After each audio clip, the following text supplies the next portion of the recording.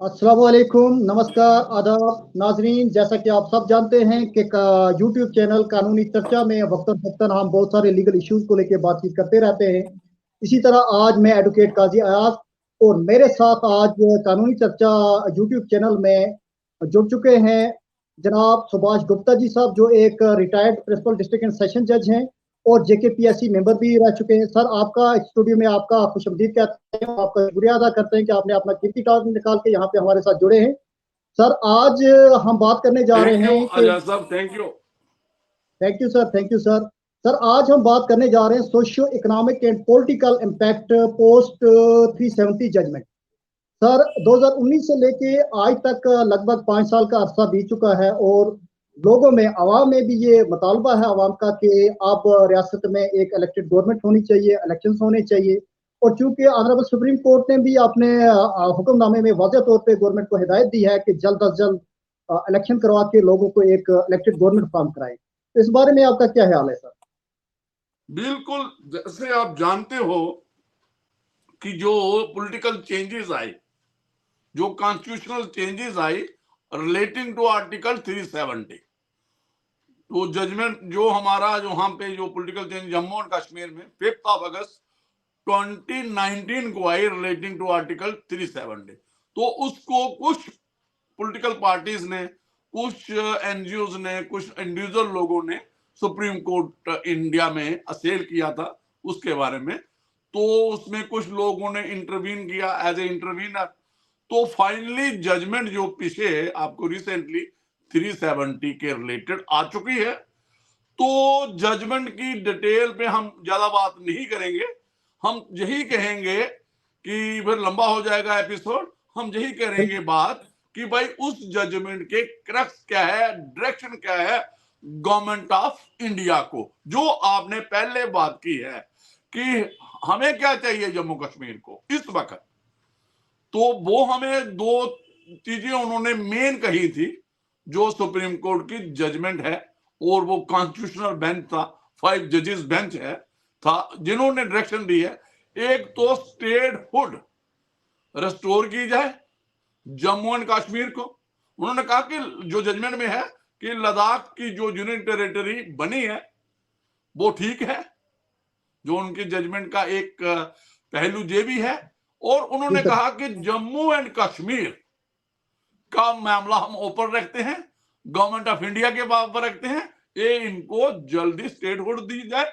और दूसरी बात जो कहा कि सितंबर 2024 को पॉलिटिकल प्रोसेस, जैसे आपने जिक्र किया है कि ये प्रोसेस वापस पॉलिटिकल प्रोसेस रिवाइव किया जाए, रिस्टोर किया जम्मू एंड कश्मीर में, ताकि जहां पे भी जो डेमोक्रेटिक प्रक्रिया है वो चल सके जम्मू एंड कश्मीर में रिलेटिंग टू पार्लियामेंट्री इलेक्शन और स्टेट असेंबली इलेक्शन। आप स्टेट हुड हम कह रहे हैं कि बन जाएगी और असेंबली की इलेक्शन हो जाए। तो ये जो बातें हैं अर्बन बॉडीज की, और जो पंचायत राज है, जो आपको पंचायत राज एक्ट है जो 73 और 74 अमेंडमेंट के मुताबिक, और जो अर्बन बॉडीज हैं, जो हमारे म्यूनसिपैलिटीज हैं, हमारे म्यूनसिपल कॉरपोरेशन है जम्मू में, श्रीनगर में, उसके भी जो उनकी जो डेट्स थी वो भी खत्म हो चुकी हैं। वो भी समझो एक पंचायत असेंबली, ये दो पंचायत भी खत्म हो चुकी है और म्यूनसिपल कॉरपोरेशन और म्यूनसिपैलिटी भी खत्म होने पे है। तो कुछ डीडीसी वाले लोग अभी हैं जो इस वक्त हैं। तो आप पूछिए आगे क्या, किस मुद्दे पे क्या बात करेंगे आगे क्या? सर, सॉरी, मैं इंटरप्ट करना चाहूंगा क्योंकि इंसिडेंटली आपने यूएलबी और पंचायत इलेक्शंस की बात की। हमारी बात हो रही है एक्चुअली असेंबली इलेक्शंस पे, लेकिन उससे पहले ये बात करनी भी लाजमी होगी कि क्योंकि हमारी रियासत में अभी यूएलबी और पंचायत इलेक्शंस भी होने हैं और पार्लियामेंट्री इलेक्शंस भी होने हैं असेंबली इलेक्शन से पहले पहले। तो सर, आपको क्या लगता है कि स्टेट गवर्नमेंट यूएलबी इलेक्शंस कराने में, पंचायत इलेक्शन कराने में और जो सेंट्रल गवर्नमेंट है वो पार्लियामेंट्री इलेक्शंस कराने में क्या संजीदा दिखाई दे रही है आपको? देखिए, जो आपने बात की है, जैसे जो ड्यू तीनों इलेक्शन हैं हमारे मुताबिक, और पॉलिटिकल प्रोसेस है आपके मुताबिक। और हम ये कहते हैं, ये गवर्नमेंट ऑफ इंडिया की पॉलिसी भी रही है और एजेंडा भी है, पॉलिटिकल एजेंडा, कि वन नेशन वन इलेक्शन। तो हम कहेंगे जम्मू एंड कश्मीर से ही शुरू की जाए तीनों इलेक्शन साइमल्टेनियसली, जो आप एक्सपेक्ट करते हो पार्लियामेंट के साथ तीनों इलेक्शन इकट्ठी कर लो, हमें क्या प्रॉब्लम है। हाँ, जो नेसेसरी अमेंडमेंट्स हैं जो म्युनिसिपल एक्ट में चाहिए, जब म्युनिसिपल कारपोरेशन एक्ट में चाहिए, जैसे ओबीसी का रिजर्वेशन का आपने पढ़ा होगा कि उन्होंने कहा कि जो ओबीसी वालों को भी देनी है, और कुछ इसमें कॉन्फ्लिक्ट प्रोविजन है, कॉन्ट्राडिक्टरी प्रोविजन हैं जो कॉन्स्टिट्यूशन ऑफ इंडिया के मुताबिक नहीं है। वो मैं थोड़ा सा एक्सप्लेन कर। दो सेक्शंस हैं म्युनिसिपल एक्ट में और म्युनिसिपल कारपोरेशन एक्ट में। वो क्या कहती हैं कि जो चीफ इलेक्टोरल ऑफिसर है, जो अर्बन बॉडीज के, वो इलेक्शन करवाएगा, जहां पे वो इलेक्शन प्रोसेस अंडरटेक करेगा। ये दो सेक्शन है म्युनिसिपल एक्ट में और जो म्युनिसिपल कारपोरेशन में। जबकि संविधान में जो आर्टिकल 243 है, मैंने पहले भी इस पे बात की है, वो कहता है कि ये जो इलेक्शन करवानी है वो स्टेट इलेक्शन कमीशन ने करवानी है। जो इलेक्शन पंचायत की करवाता है उसी को अर्बन बॉडीज भी करानी है। ये क्या कहता है, कॉन्स्टिट्यूशन ऑफ इंडिया कहता है। और इसके बारे में भी आगे भी पॉइंट हो चुका है, क्योंकि हम लीगल लोग हैं, हम बात कर रहे हैं लीगल। तो ये भी एक हम कहें कि जो स्टेट इलेक्शन कमीशन, दोनों इलेक्शन ये अर्बन और पॉलिटिकल प्रोसेस होना चाहिए और ग्रास रूट पे होना चाहिए।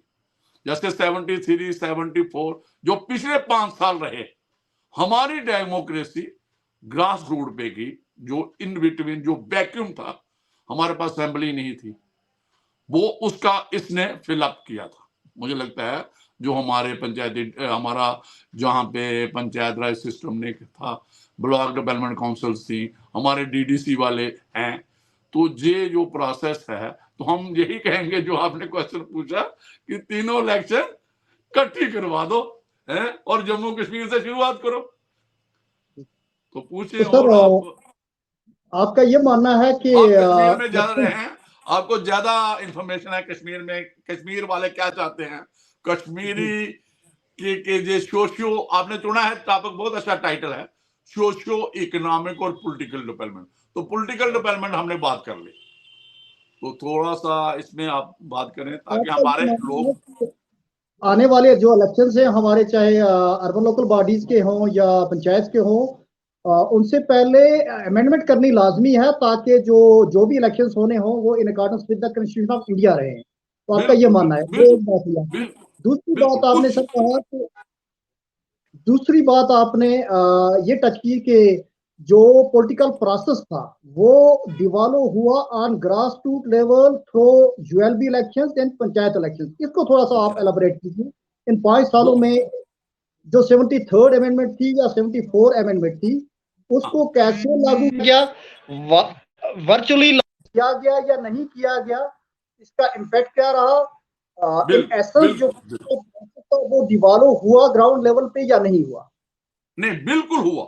ये हम नहीं कहेंगे, चलो देखो ये सिस्टम है, ये जो इंडियन सिस्टम है, कॉन्स्टिट्यूशनल सिस्टम है, जो पॉलिटिकल सिस्टम है, लेकिन ये मैं कहूंगा कि पहले बार जम्मू कश्मीर में इकोनॉमिकल, फाइनेंशियल पावर और पॉलिटिकल पावर्स दी गई। किनको? पंचायत को, अर्बन बॉडीज को काफी फंड आया।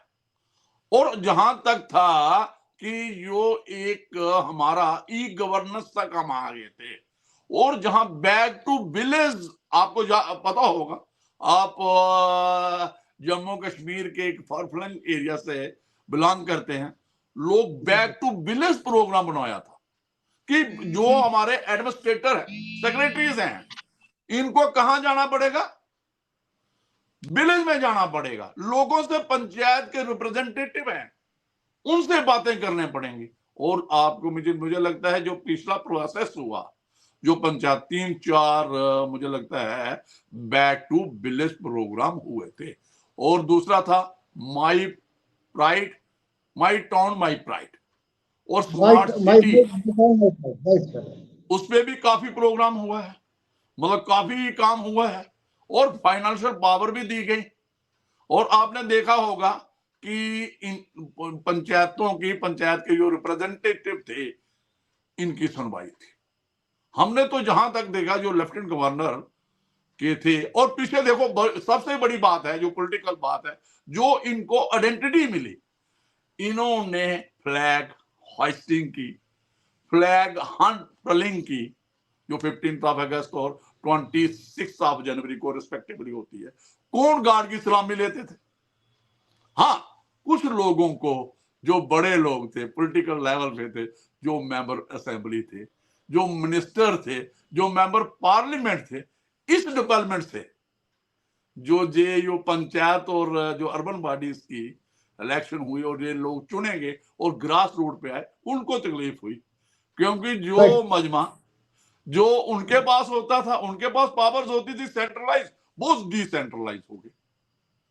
तो मुझे आपके नोटिस में है, आप तो काम करते हो, आप तो ग्रास रूट पे काम करते हो, ये सारे आपके इंफॉर्मेशन में है।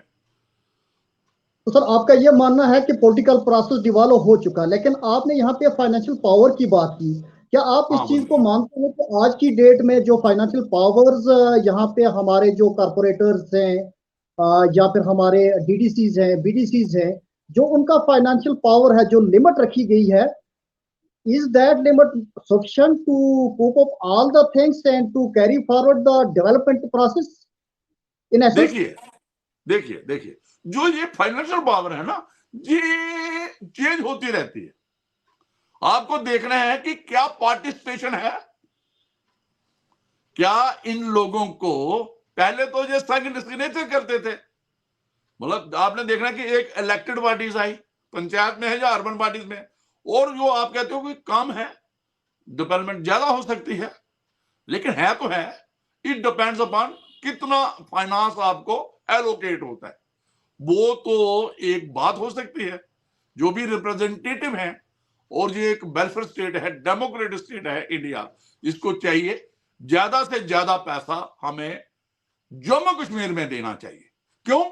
कि हम बहुत इस दहशतगर्दी से बड़े, हमारी जो सोशियो इकोनॉमिक पोजीशन है, पॉलिटिकल तो है ही है, जो हम बड़े पीछे हैं। हमारी सड़कें देखें, जो हमारे रोड्स हैं, और पर्टिकुलर गांव के इर्द गिर्द हैं। और ठीक है, इस वक्त पंचायत में पैसा आया, ये जो पंचायत रोड्स हैं पीएमजी के नीचे हैं, दूसरे रोड्स हैं, पंचायत में काम हुआ, जो डेवलपमेंट है, सेंटर स्पॉन्सर्ड स्कीम्स हैं। हम तो जहां तक, और आपने जो अमेंडमेंट हुई है, इसमें और बड़ी बात आई कि 73% रिप्रेजेंटेशन जो मिली कहां पे, जो पंचायती राज सिस्टम में और अर्बन बॉडीज में। ये पहले बार है ना, ये बहुत एक वुमेन एम्पावरमेंट की बात है। इन लोगों को जो कहीं ना कहीं जो फाइनेंशियल पावर है उसको ज्यादा एक्सपेंड करने की जरूरत है, हो जाएगा, वो हो हमारी सकता है। पॉलिटिकल प्रोसेस, इकोनॉमिक काजी साहब ये देखें, सिर्फ ये देखें कि इनसे पावरें नहीं ली जाए। जो आज पॉलिटिकल प्रोसेस नहीं है, तो कुछ का कंट्रोल है, एडमिनिस्ट्रेटिव सेक्रेटरीज का। पहले तो ये रिप्रेजेंटेटिव का कंट्रोल था ना, इनकी पार्टिसिपेशन थी ना। अब ये रिजॉल्व हो चुकी हैं, जो हमारी अर्बन बॉडीज और पंचायत हैं। तो किसी ने मुझे ये भी पूछा था, हाँ जी, मजेदार बात है, पिछले एक एपिसोड मैंने किया, वहां पे ये बात आई, वो आप जैसे लोग बैठे थे, उन्होंने मैं पूछा कि ये एक और मैं बता दूं आपको, अगर जो आपने कहा ना, अगर ये पॉलिटिकल प्रोसेस नहीं करेंगे पंचायती राज और अर्बन बॉडीज का, तो जो फाइनेंस है गवर्नमेंट ऑफ इंडिया देती है, वो लंबी देर नहीं चलेगा। ये भी एक प्रक्रिया है, ये भी एक लॉ है। गवर्नमेंट ऑफ इंडिया ने पीछे देखना, आप फंड्स क्यों नहीं आते थे अर्बन बॉडी, क्योंकि हमारे पास इलेक्टेड बॉडीज नहीं थी उस वक्त। बिल्कुल जो पिछले 5 साल से देख लो आप, हाँ, मानना तो पड़ेगा सर, इस चीज को मानना बंद नहीं पड़ेगा होना कि चाहिए, इंक्रीज हो सकते हैं, इनहांस हो सकते हैं, जी जी जी काम जी ज्यादा हो जी, सकते हैं, बंद नहीं होने चाहिए। और बिल्कुल बंद बिल्कुल। तब हो गया जब हमारा पॉलिटिकल प्रोसेस रिवाइव हो। सर यहाँ हम बात कर रहे थे 73rd और 74th अमेंडमेंट की, और चूंकि रिसेंटली अभी गवर्नमेंट ने कुछ 33% जो असेंबली इलेक्शंस या पार्लियामेंट्री इलेक्शंस में भी कुछ बात की है इसकी, हाँ, रिजर्वेशन फॉर वुमेन। आप इन दो चीजों को, तीन चीजों को, 73rd 74th और 33% रिजर्वेशन, आप कैसे देखते हैं इस चीज को, और इसका नहीं जी, आने तो वाले वक्त में इलेक्शंस में मुल्क की डेमोक्रेसी में कैसा असर रहेगा? नहीं, बहुत अच्छा है। देखिए, वुमेन एम्पावरमेंट बहुत जरूरी है। देखिए, मैं तो ये कहता हूं कि ये एक वुमेन की, आप एक अपना फैमिली यूनिट देख लो, जो आपका, मैं बेसिकली टच करूंगा आपका जो ये अपना जो गांव वाला है, विलेज, जो एक छोटा यूनिट है, उसमें कितनी इकोनॉमिक पावर्स जो कन्फर की गई है एक वुमेन को, वो क्या है, घर के बाहर नाम किसका है, नेम प्लेट किसकी आएगी, कैसे आइडेंटिफाई होगा, वो मेल से होता है। तो जब आप उसको सोशियो इकोनॉमिक पोजीशन, और फिर पॉलिटिकल बात होगी, पहले तो एक वुमेन को एम्पावर करना है हमने, इकोनॉमिकली, सोशली और पॉलिटिकल पावर हो जाए, ये तो बहुत बड़ी चीज है, इनकी पार्टिसिपेशन चाहिए। और आपको पता है, एक जो गर्ल चाइल्ड है, अगर वो पढ़ गया तो वो दो फैमिलियों को पढ़ा सकता है, एजुकेट कर सकता है। तो इसलिए एक पॉलिटिकल, अगर कोई हमारा विमेन मेंबर असेंबली बन जाता है, उसकी आइडेंटिटी बढ़ेगी, वो लोगों में उसकी आइडेंटिटी डिफरेंट हो जाएगी।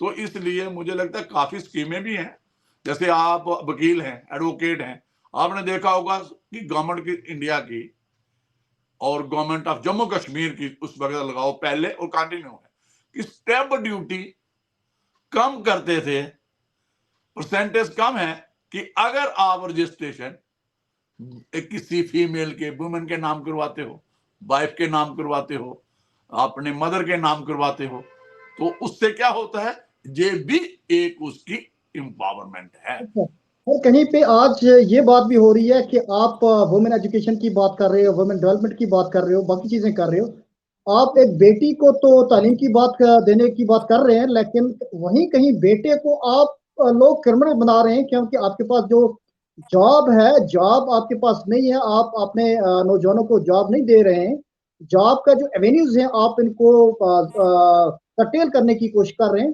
तो इस चीज को आप कैसे देख रहे हैं कि आप बेटी पढ़ाने, बेटी बचाने की बात तो कर रहे हैं, लेकिन बेटे के बारे में आप ज्यादा सोच नहीं रही हो, कहीं जॉब का तो उसका कोई रिसोर्सेज नहीं है, जॉब क्रिएशन का कोई हिसाब किताब ही नहीं है, तो इस चीज को कैसे देखते हैं आप? ये अक्सर ये देखिए, बात होती है। देखिए, ये बहुत बार हमारी गवर्नमेंट ऑफ इंडिया और जो भी लोग हैं, ये जो हमारा जो एक माइंड सेट तैयार हो गया है ना, मैं नौजवानों से कहूंगा, चाहे वो एजुकेटेड हैं या अनएजुकेटेड हैं, चाहे वो मेल हैं, फीमेल हैं, जो भी हमारा यंग लोग हैं, इनको ये चाहिए कि भाई आपको इन्वॉल्व होना चाहिए, सिर्फ सरकारी नौकरियों के पीछे नहीं जाना चाहिए। मैं नहीं कहता कि सरकारी नौकरी भी बढ़ने चाहिए, लेकिन जो सेल्फ हेल्प ग्रुप्स हैं, कोऑपरेटिव सोसाइटीज हैं, आपके कश्मीर में एक बहुत बड़ी इंडस्ट्री है, फ्रूट इंडस्ट्री, इस पे डिफरेंट यूनिट लग सकते हैं। और कश्मीर में टूरिज्म इंडस्ट्री है, और फॉर्चुनेटली हमारे पास 3 किस्म का टूरिज्म है जम्मू कश्मीर में। You will find religious tourism, हमारी ज़ियारतें हैं, रिलीजियस प्लेसेस हैं, जहां पे लोग डिफरेंट जगहों से, पूरे हिंदुस्तान से, इवन के अक्रॉस से, बॉर्डर से भी आते हैं, जैसे हजरत बाल है हमारा, आपके जहां पे माता वैष्णो देवी है, और वो जो एक रिलीजियस टूरिज्म है, और दूसरा एक सीनिक ब्यूटी है हमारे पास, गुरुमल्क है, पहलगाम है, भद्रवाह को भी एक्सप्लोर किया जा रहा है, संथन टॉप है। ये भी चीजें जम्मू और कश्मीर में जो नया टूरिज्म की पॉलिसी है। और तीसरा जो है वो एडवेंचर टूरिज्म है, तो सर, मैं आप एक और देख रहा हूं। तीन चार चीजों को की बात कर रहे हैं। आप एक बॉर्डर टूरिज्म की बात कर रहे हैं, हाँ, आप एक बॉर्डर टूरिज्म tourism की की बात बात, कर रहे हैं, बिल्कुल। आप रिलीजियस टूरिज्म की बात कर रहे हैं, आप मैन टूरिज्म की बात कर रहे हैं, आप तीन चार चीजों की बात कर रहे हैं। ठीक है, चार वो चीज आपकी टूरिज्म मानी, एक ठीक है। आपने ऐड कर दी, बॉर्डर टूरिज्म। और आपका वहां पे उड़ी है, कुपवाड़ा है, हमारे यहाँ पे जी जो आरसपुरा के साथ, जहां पे एक टाइम पे सियालकोट से जम्मू जिस सुचेतगढ़ का बॉर्डर है, बाघा बॉर्डर के नाम पे, अटारी बॉर्डर के उसी के नाम पे, और एक विलेज जो उड़ी के आपका वहां के है, वो बिल्कुल सिर्फ एक नीलम नदी या कृष्ण गंगा बीच में है। वहां पे बॉर्डर टूरिज्म को बढ़ाया जा सकता है। बिल्कुल बिल्कुल सर। और ये जो आप बात कर रहे हो ना एम्प्लॉयमेंट की, बच्चे वहां से काफी काम कर सकते हैं।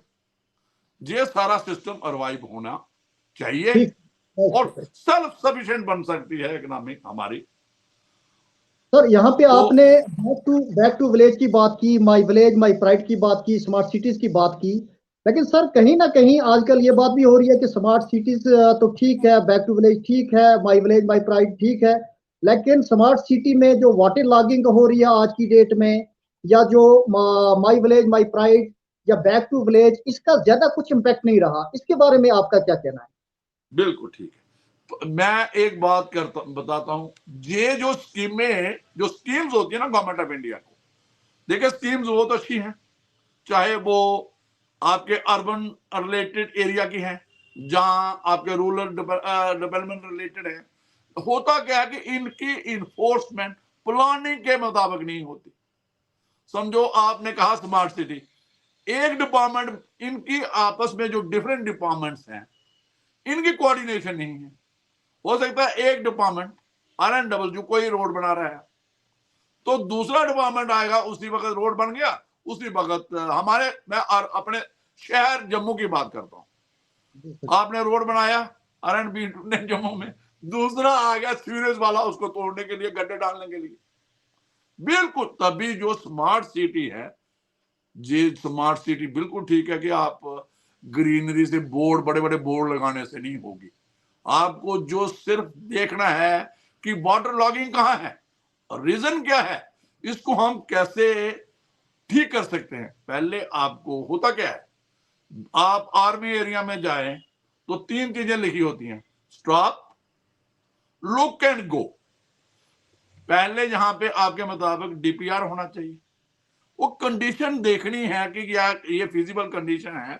अगर ये हम प्रोजेक्ट बना रहे हैं, जैसे आप स्मार्ट सिटी के रिलेटेड कई प्रोजेक्ट्स हैं, तो वो बिल्कुल आपकी बात है, इन्फोर्समेंट में, इंप्लीमेंटेशन में कमी है। हम सिंसियर नहीं है, हम प्लानिंग से काम नहीं करते हैं। हमारे पास पैसा आता है और हम क्या करते हैं, 31 मार्च तक भाई खर्चो, जैसे मर्जी खर्चो, वो जल्दबाजी है।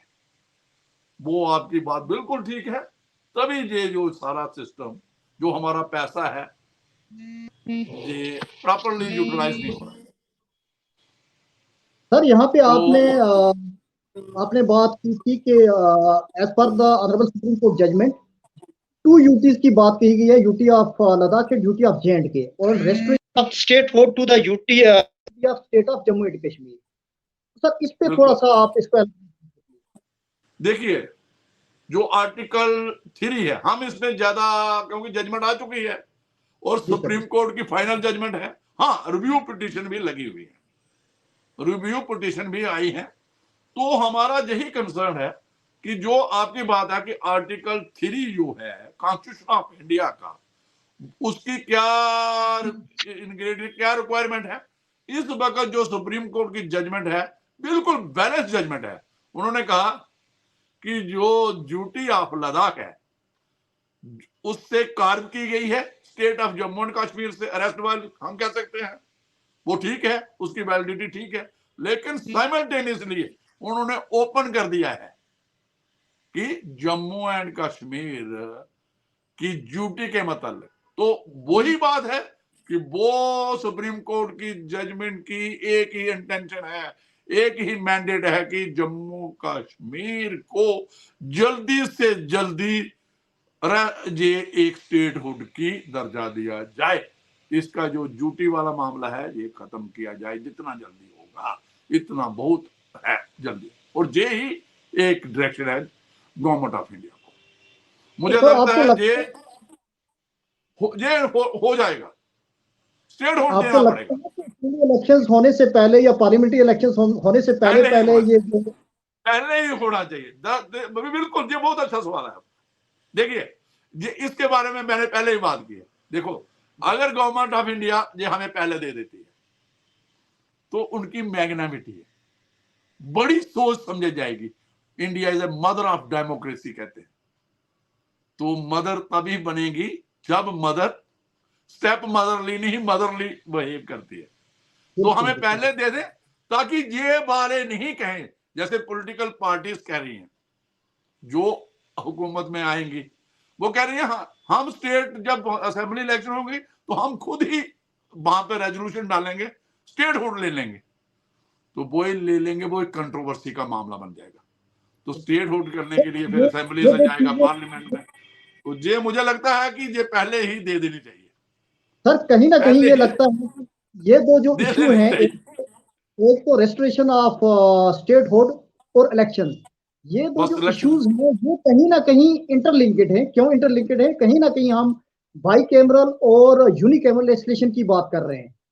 तो आप कैसे देखते हैं कि ये तो पहले होना चाहिए। अब अगर हम इलेक्शंस की बात कर रहे हैं, हमारी यहाँ पे जो 2 हाउसेस थे, तो उसके हिसाब से अगर देखें तो ये रिस्टोरेशन ऑफ स्टेट बहुत लाजमी है, तब जाके हमारे 2 हाउस बनेंगे। देखिए, ये जो बाई कैमरल वाली बात है ना, ये और J&K रीऑर्गेनाइजेशन एक्ट में एक प्रोविजन आया है, उसमें ओमिट किया गया है।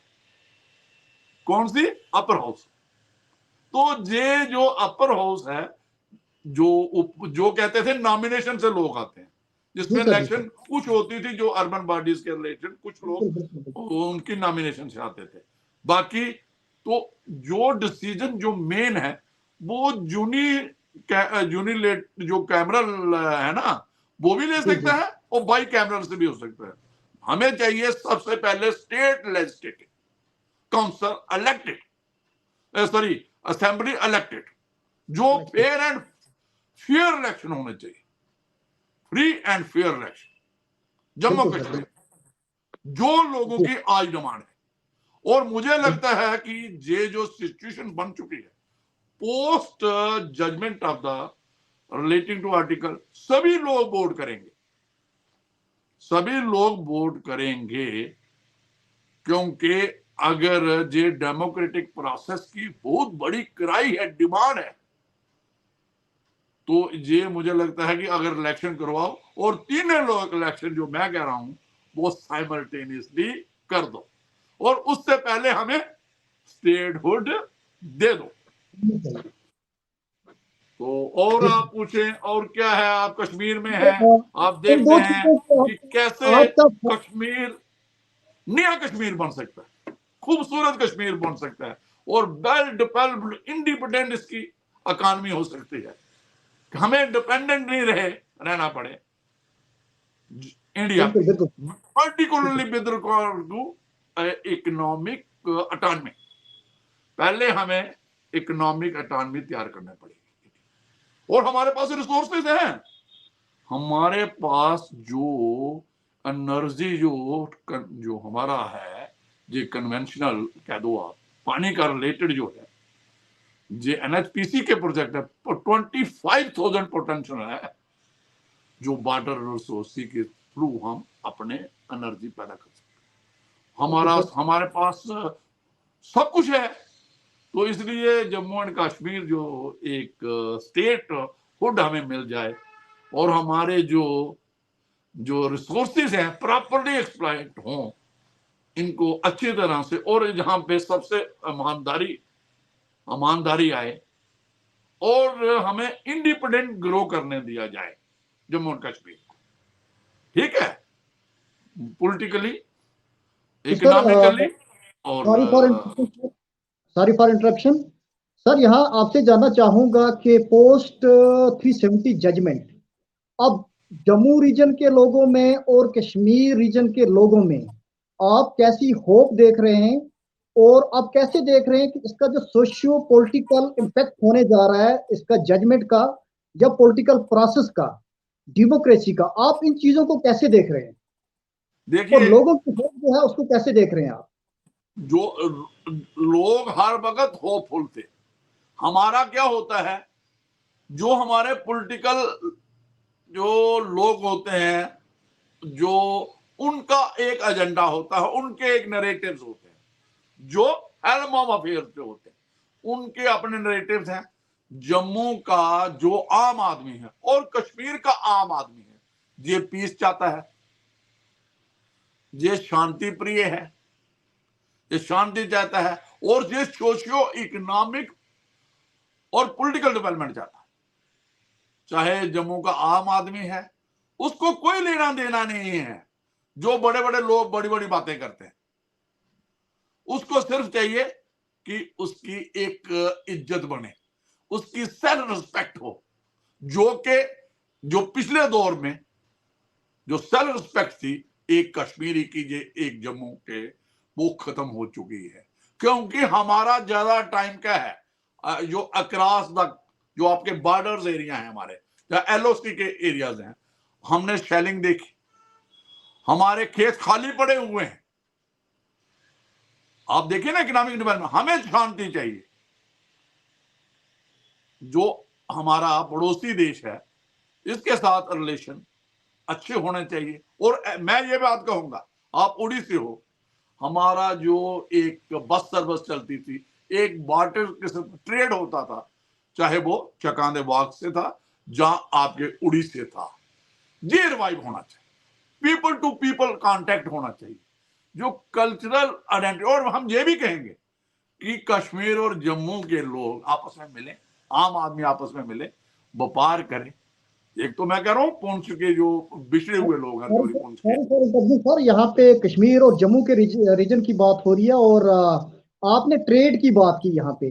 सर, आफ्टर एब्रोगेशन और जब से ये दरबार मूव का सिलसिला बंद हुआ है, आप जम्मू और कश्मीर की ट्रेड को कैसे देखते हैं और इमिटेशन ऑफ कल्चर्स, बाकी चीजों को आप कैसे देख रहे हैं, कैसे जोड़ रहे हैं आफ्टर एब्रोगेशन एंड?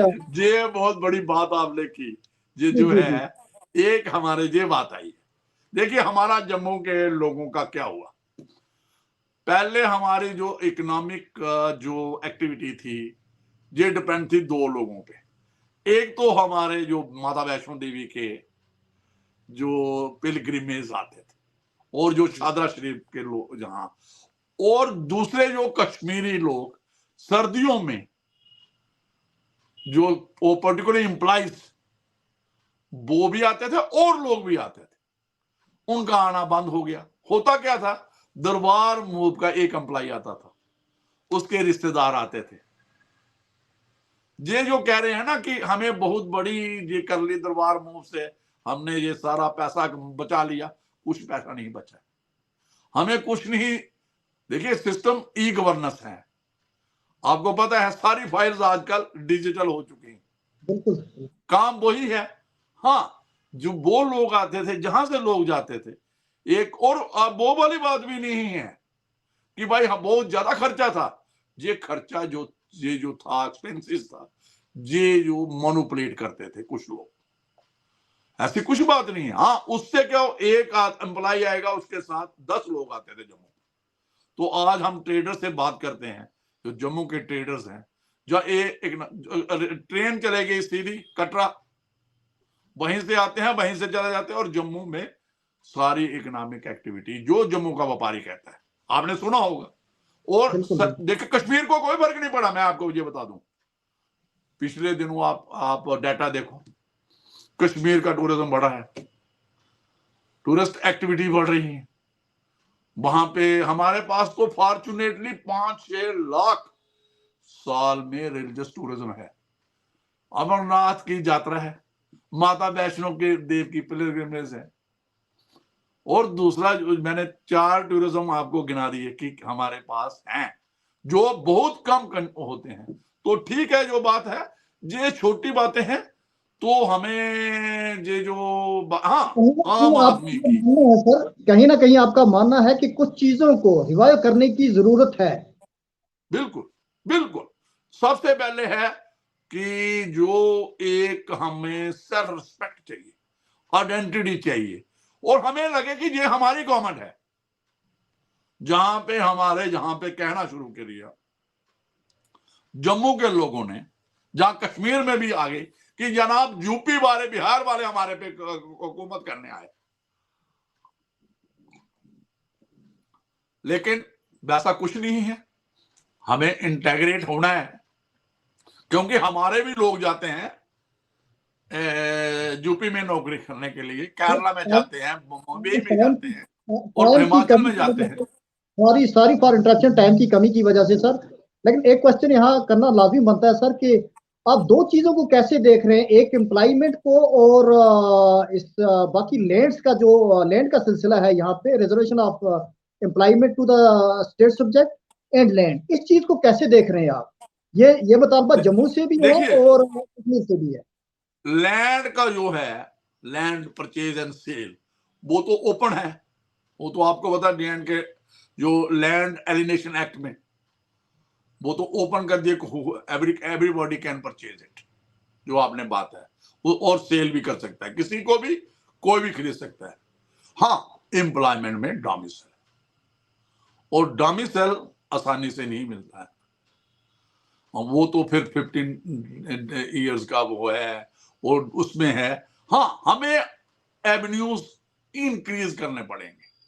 तो एक मैं आपको और बात बताऊं, आप देखो, जहां पे बातें बहुत बहुत करती है गवर्नमेंट ऑफ इंडिया, थोड़ा हम उस पर ही बात कर लेंगे कि यहाँ पे रियल स्टेट का बहुत दिखाया गया कि जहां पे सऊदी अरेबिया से लाए गए लोग, जहां का रियल स्टेट बिजनेस होगा। आप मुझे बताओ, डाटा क्या है? पार्लियामेंट में भी क्वेश्चन आया, कितने लोगों ने जम्मू कश्मीर में लैंड खरीदी? बताइए, कितना है डाटा? बताइए, बताओ कश्मीर में कितने हैं और जम्मू में कितने हैं? जनाब, कश्मीर तो मेरी जनाब, नाम के मुताबिक 14-15 लोग हैं, बहुत उससे ज्यादा तो है नहीं। बस वो भी देखना। हेलो, वो जी भी जी। वो लड़की, जो वो लोग होंगे, है ना, जिनके रिलेशन हमारे जहां होंगे। देखिए क्या होता है, कैसे लैंड खरीदेगा। आज क्यों लैंड दिल्ली के इर्द गिर्द हो रही है? डेवलपमेंट हो रही है, कंपनीज आ रही है मल्टीनेशनल, बच्चों को एम्प्लॉयमेंट मिल रही है। देखिए, हमारे बच्चे आज बाहर क्यों जा रहे हैं? इसलिए जा रहे हैं कि भाई वहां पे एम्प्लॉयमेंट के साधन है। हमारे पास क्या है? हमारी कनेक्टिविटी नहीं है। हाँ, बिल्कुल जो ट्रेन रेल आ गई है, इससे कनेक्टिविटी बढ़ी है, और जो हमारा ये जो नेशनल हाईवे ये भी इंप्रूव हो रहा है, इसका कनेक्टिविटी इंप्रूव हो रही है। टाइम लगेगा। अगर आपने बाकी, हाँ, कागजों में जो मर्जी कर लो आप, इन पेपर्स जो मर्जी कर ले, आप कितने मर्जी ख्याली पुलाव बना लो, लेकिन प्रैक्टिकल वही होगा जो ग्राउंड लेवल पे। तो इसलिए मुझे नहीं लगता जम्मू कश्मीर लोगों को चिंता करने की जरूरत है कि यहाँ की डेमोग्राफी खत्म हो जाएगी, जैसे कुछ लोग जम्मू में कहते हैं या कश्मीर में बरीड अबाउट है। उनको बरीड सिर्फ इसलिए होना चाहिए कि हमारी सोशियो इकोनॉमिक और पॉलिटिकल आइडेंटिटी हो, कश्मीरियत की बात हो, इंसानियत की बात हो, और हमारा ये जम्मू एंड कश्मीर नया कश्मीर बने, इसमें हर एक की इज्जत हो। तो ये लंबी बातें हुई हैं तो कैसा, मुझे अच्छा अच्छा। लगता है काफी बात हुई, फिर भी हम टाइम दोबारा। बहुत सारी बातें करनी लाजमी बनती हैं, लेकिन टाइम कंस्टेंट्स हैं, तो सर ज्यादा बातें लंबी नहीं कर सकते हैं। सर लास्ट पे आप क्या कहना चाहेंगे सोशियो इकोनॉमिक पॉलिसी को देखते हुए, post abrogation, post 370 judgement, election and restoration of statehood, इन चीजों पे आप इन्हीं लमसम में चीजों क्या पे कहेंगे कंसंट्रेट लोगों को? इन्हीं चीजों पे कंसंट्रेट करना चाहिए, जो हमारी रीजनल पॉलिटिकल पार्टीज हैं, जहां नेशनल पॉलिटिकल पार्टीज हैं, और जो हमारे लोग हैं, ये पॉलिटिकल प्रेशर क्रिएट करें रीजनल पार्टीज पे, जो भी है, जो भी लोग हेलम ऑफ अफेयर्स पे हैं, जो लोग कि भाई हमें स्टेटहुड दो और हमें पॉलिटिकल प्रोसेस। तो यही मेरे, इससे आपको सभी चीजें मिल जाएगी। तो मुझे लगता है काश साहब वो बिल्कुल जो बात है। थैंक यू सर, आपने अपना कीमती वक्त निकाला थैंक यू वेरी मच, अच्छे थैंक तरीके से यू। आपने चीजों को एलाबरेट किया, और हमें उम्मीद है कि हमारे नाजरीन जो है वो इस गुफ्तगू से फायदा उठाएंगे। सर फिर दोबारा कभी आपको स्टूडियो में बिल्कुल बिल्कुल इंशाल्लाह बिल्कुल, जरूर। और भी लोग हमारे साथ जुड़ेंगे, जम्मू से मैं जोड़ूंगा और कश्मीर जी से आप जोड़े, फिर ये ताकि ये लगे कि हमारा ये जो बातचीत हो रही है ये जी जी एक जम्मू एंड कश्मीर इंटेग्रेट करने के लिए एक बात एग्जैक्टली। हो रही है। तो thank you very thank you much thank Azad you साहब, थैंक यू। Thank you.